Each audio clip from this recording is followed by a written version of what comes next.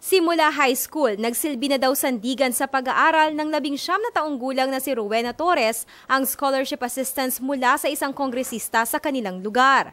Naging malaking tulong daw lalo ang scholarship sa kanyang pag-aaral pagtuntun niya ng kolehiyo. Ang 50% diskwento sa kanyang tuition fee, malaking bagay na daw para maipagpatuloy ang kanyang pag-aaral sa Don Honorio Ventura State University o Davsu Satellite Campus sa Mexico, Pampanga. Pero nitong Setyembre, laking gulat daw niya sa pagbaba ng Temporary Restraining Order decision ng Korte Suprema sa natitirang mahigit sa 20 bilyong pisong Priority Development Assistance Fund o PDAF.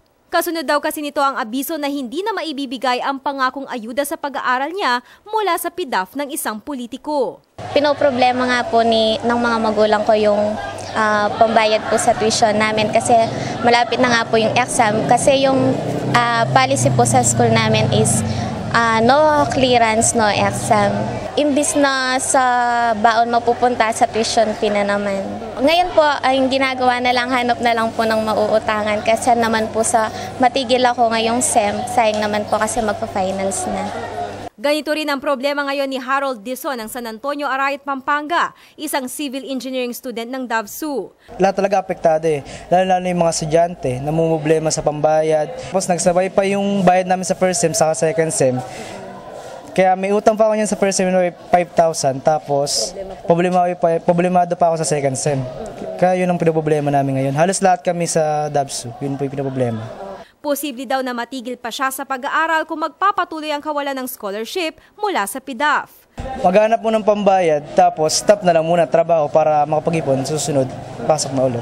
15 hanggang 20% ng mga mag-aaral sa Davsu Main ay mga PDAF scholars. Samantalang 20 to 25% ng mga mag-aaral sa kanilang satellite campuses sa Mexico, Porac at Santo Tomas, Pampanga ay scholar din ng mga politiko.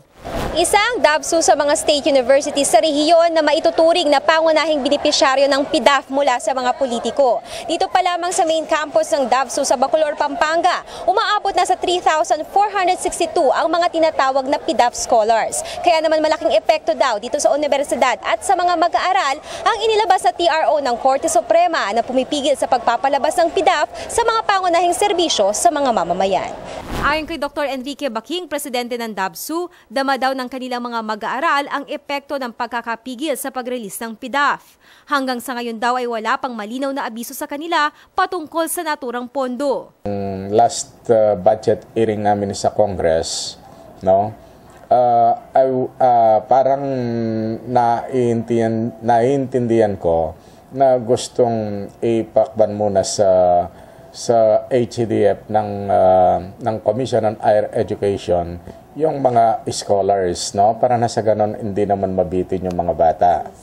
But I do not know what happened. Posible din daw na bumaba ang kanilang enrollment kung sakaling hindi masusolusyonan ang problema.